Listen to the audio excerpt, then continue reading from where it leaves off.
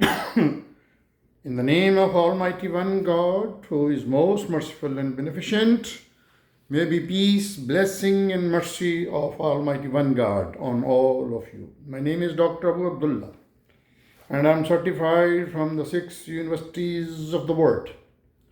We were discussing Quran made easy, the last revelation, unchanged, not modified, and protected by God, Allah Himself. So we were in the Surah AleImran, who was the maternal grandfather of Mary, Maryam.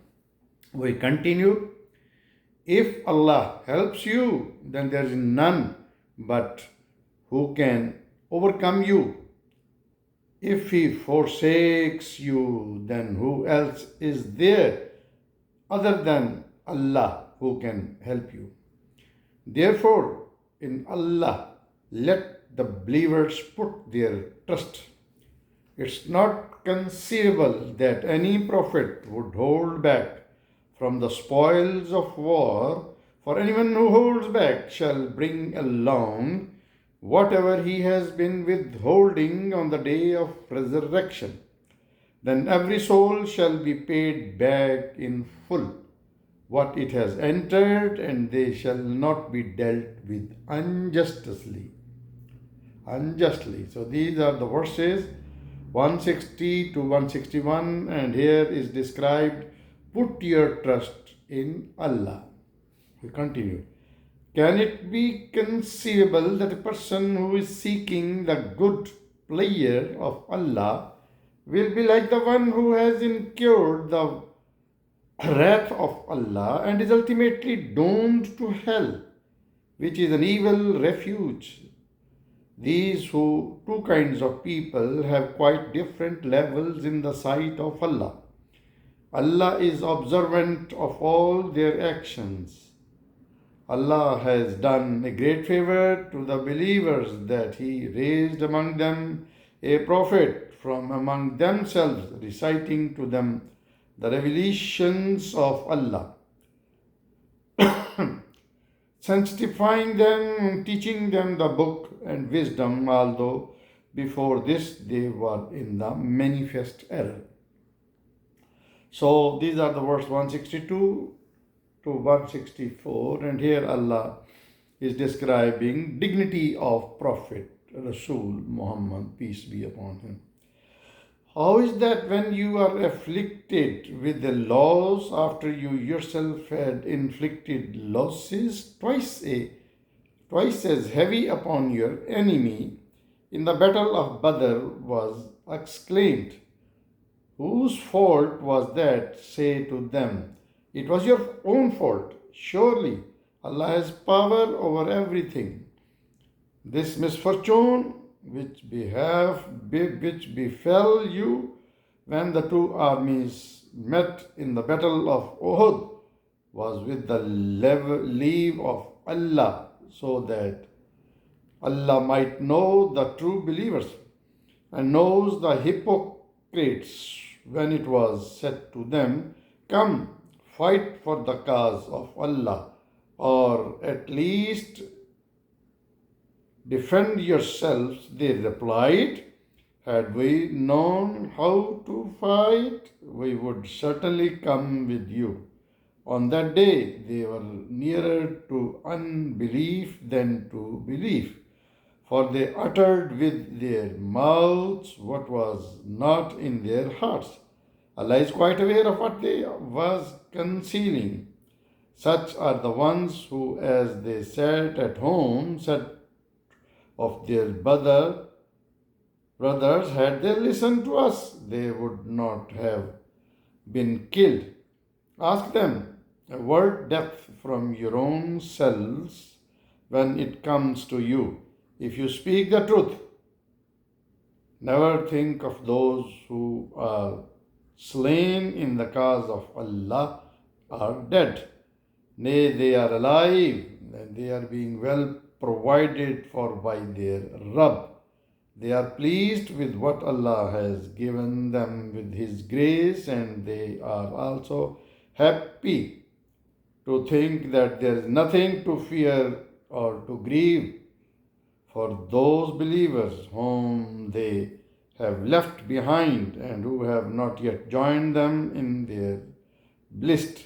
They feel happy to have received Allah's grace and bounty and have come to know that most surely Allah doesn't waste the reward of the believers. My friend, this is a little longer verses 165 to 175. In these verses, Allah is describing the incidents of battle Badr and battle Uhud, which was fought in the leadership of Prophet Muhammad bin Abdullah sallallahu alaihi wasallam, peace be upon him. So here in Badr there was a great victory, and in Uhud it was not victory, because clear victory, because some of the believers, they didn't follow the commandments of prophets. So Allah is describing their deeds. So it's the lessons to be learned from the battle of Uhud, and those who are slain in the cause of Allah are not dead, but they are alive. Now we continue. As for those who even after their injuries during the battle of Uhud responded to the call of Allah and His Prophet to follow the Quraysh army which was gathering to attack again, there will be a great reward for such of those who do righteous deeds and refrain from evil, who, when the people told them, your enemies have mustered a great force against you, fear them, grew more firm in their faith and replied, Allah's help is all sufficient for us. He is the best disposer of affairs. As a result, they returned home with blessings and grace from Allah and suffered no harm at all. Besides this, they had the honor of following what pleased Allah, and Allah is the honor of mighty grace. Now you must have realized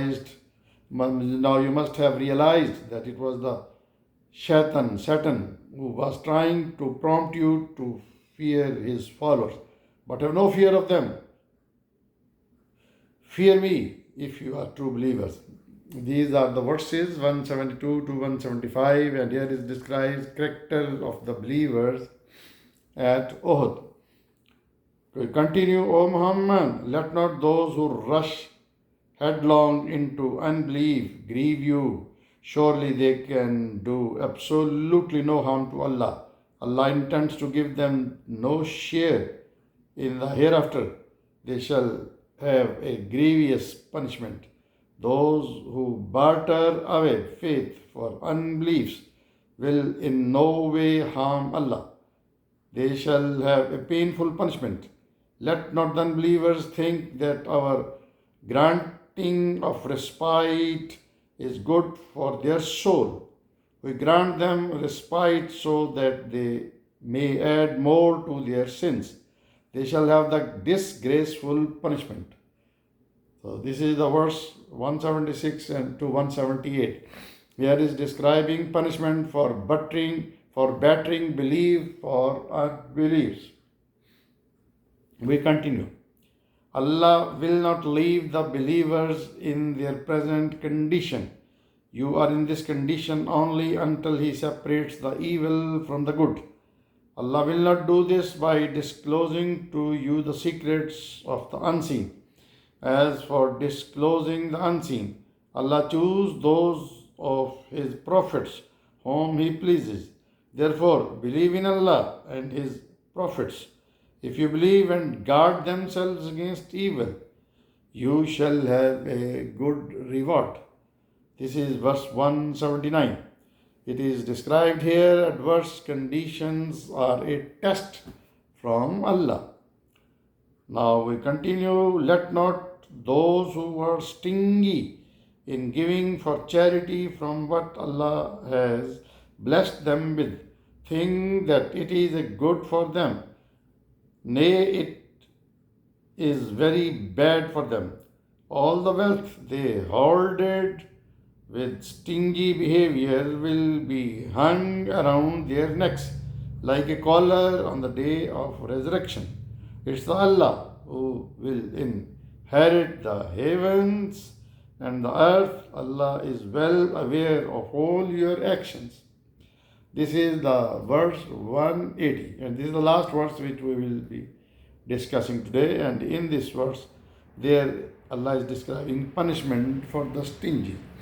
So, my friends, in these verses which we just recited, the Allah is describing the rewards or not rewards for the two battles which were fought under the leadership of Prophet Muhammad, peace be upon him. One was Badr and one was Uhud. In Badr, Allah has described what was the success in that, and He sent down the thousands of angels to help the Muslims.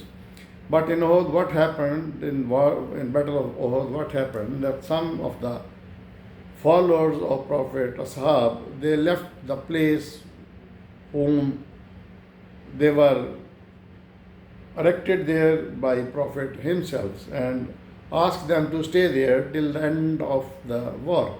But they left their places to collect the bounty. So then there was not a victory. It was plus minus. It was no loss, no win.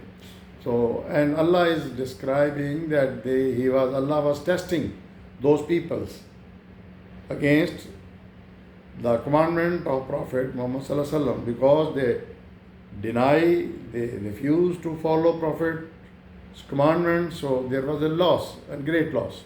And also in this war, Uhud, there was mentioned the hypocrites' role. Hypocrites first walked with Prophet's army into the battlefield, but then in the middle, when it was ready to attack to the enemies, they were backed. They returned back and said that we are not the part of this fight. So this is about the ayah of AleImran. Please keep watching my channel, Dr. Abu Abdullah.